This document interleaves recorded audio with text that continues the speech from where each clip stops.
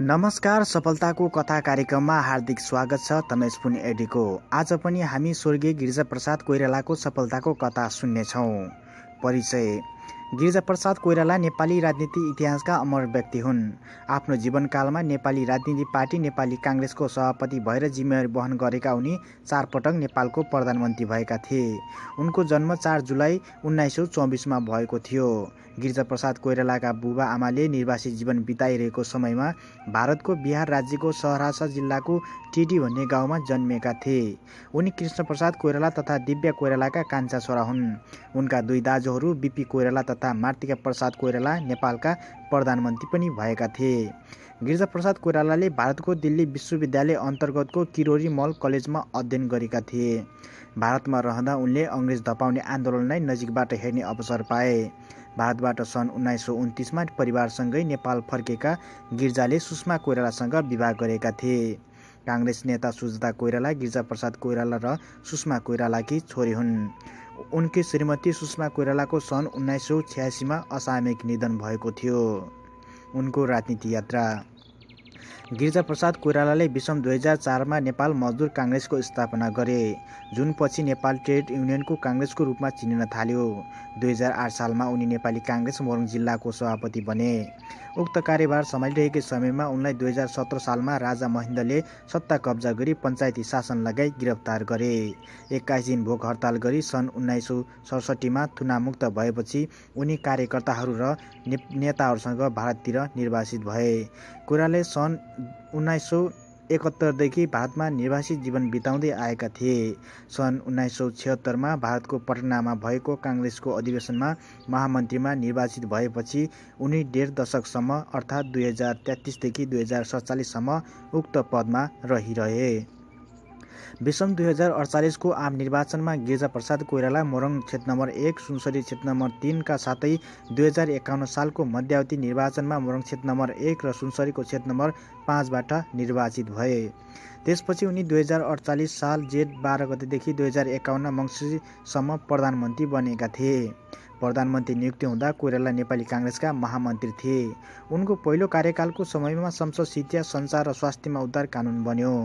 सरकारले पूर्वाञ्चल विकास क्षेत्रमा पूर्वाञ्चल विश्वविद्यालय र स्वास्थ्य विज्ञान बीपी कोइराला विज्ञान तथा स्वास्थ्य प्रतिष्ठानको स्थापना गरे र स्थापित निजी क्षेत्रलाई देशका विभिन्न भागमा चिकित्सा र इन्जिनियरिङ कलेजहरू सञ्चालनको लागि अनुमति दियो। साथै सरकारले भरतपुरमा चीन सरकारको सहायतामा बीपी कोइराला मेमोरियल क्यान्सर अस्पताल निर्माण गर्यो। त्यसपछि 2053 साल वैशाख 26 देखि 28 गतेसम्ममा काठमाडौँमा भएको नेपाली काङ्ग्रेसको 9औं महाधिवेशनबाट गिरिजाप्रसाद कोइराला पार्टी सभापति भए। सूर्यबहादुर थापाले प्रधानमन्त्री पदबाट राजीनामा गरेपछि प्रतिनिधि सभामा सबैभन्दा ठूलो दल नेपाली काङ्ग्रेस संसदीय दलका नेताका हैसियतले अल्पमतको सरकारको नेतृत्व गर्दै 2054 साल 30 गते उनी दोस्रो पटक प्रधानमन्त्रीमा नियुक्ति भएका थिए। 2054 साल फागुन 21 गते प्रतिनिधि सभाको सबैभन्दा ठूलो दल नेकपा एमाले विभाजन भएपछि नेपाली काङ्ग्रेस प्रतिनिधि सभामा सबैभन्दा ठूलो दलका रूपमा स्थापित भयो। कोइराला नेतृत्वको सरकारमा पछि नेकपा एमाले विभाजन भएपछि बनेको दल नेपाल कम्युनिस्ट पार्टी माले पनि सम्मिलित भयो। विषम 2057 सालमा आफ्नै पार्टीका असन्तुष्ट पक्षले अविश्वासको प्रस्तावका कारण प्रधानमन्त्री कृष्णप्रसाद भट्टराईले राजीनामा दिएपछि गिरिजाप्रसाद कोइराला तेस्रो पटक प्रधानमन्त्री भए। त्यस समयमा नेपाल कम्युनिस्ट पार्टी माओवादी राज्य शक्ति विरुद्ध युद्ध लडिरहेको थियो। उनको प्रधानमन्त्रीको रूपमा तेस्रो कार्यकालको समयमा उनको सरकारका भ्रष्टाचारका आरोपहरू द्वाराग्रस्त थियो। नेपालको दरबार हत्याकाण्डपछि कोइराला सङ्कटकाल सम्हाल्न असक्षम भएको भनी आलोचित हुनु परेको थियो। त्यसपछि गिरिजाप्रसाद कोइरालाले 2058 असाढमा राजीनामा दिए। यसपटक उनी पछि उनकै समकक्ष शेरबहादुर देउवाको नेपालको प्रधानमन्त्री भएका थिए। जनआन्दोलन 2 पछि विषम 2063 वैशाखमा गिरिजाप्रसाद कोइराला फेरि पनि चौथो पटक प्रधानमन्त्री बने। उनको चौथो कार्यकालमा राजालाई उनको शक्तिहरूबाट हटाउने र नयाँ सैन्य कार्यद्वारा सैनिकलाई संसदको नियन्त्रणमा ल्याउने विधान पारित भयो। 2063 कार्तिक 21 गते गिरिजाप्रसाद कोइराला तथा 7 दलका नेताहरूले नेपाल कम्युनिस्ट पार्टी माओवादीसँग मिलेर जनविद्रोहको अन्त्य र संविधान सभाको निर्वाचन गराउने सम्झौतामा हस्ताक्षर गरे। 2063 मङ्सिर 5 गते कोइरालाले नेपाल कम्युनिस्ट पार्टी माओवादीसँग वृहत शान्ति सम्झौतामा हस्ताक्षर गरी ऐतिहासिक रूपमा हिंसा र आतङ्कको राजनीति समाप्त भएको छ भन्ने घोषणा गरे।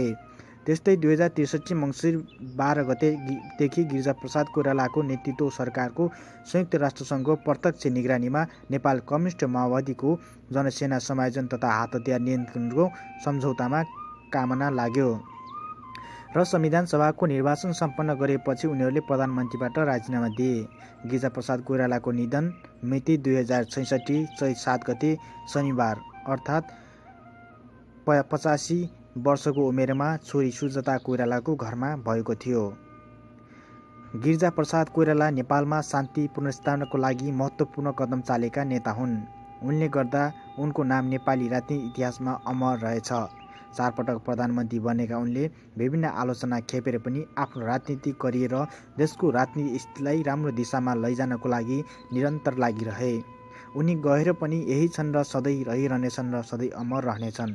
परिवर्तन सजिलो छैन, व्यक्तिको जीवन होस् या देशको परिस्थिति, परिवर्तनको लागि उथुलपुथुल हुन्छ नै, हुनुपर्छ नै। सवाल हो कि हामीले यो उथुलपुथुललाई कसरी हेर्छौँ, त्यसको सामना कसरी गर्छौँ र आलोचना कतिको डगमगाउँछौँ। आजको सफलताको कथा स्वर्गीय गिरिजाप्रसाद कोइरालाको रहेको थियो। कस्तो लाग्यो? राम्रो लाग्यो? सल्लाह सुझाव प्रतिक्रिया दिनुहोला। आजको कार्यक्रमबाट म थमेस पुनेरी बिदा हुन्छु। हवस्, नमस्ते। अर्को श्रृङ्खलामा भेटौँला।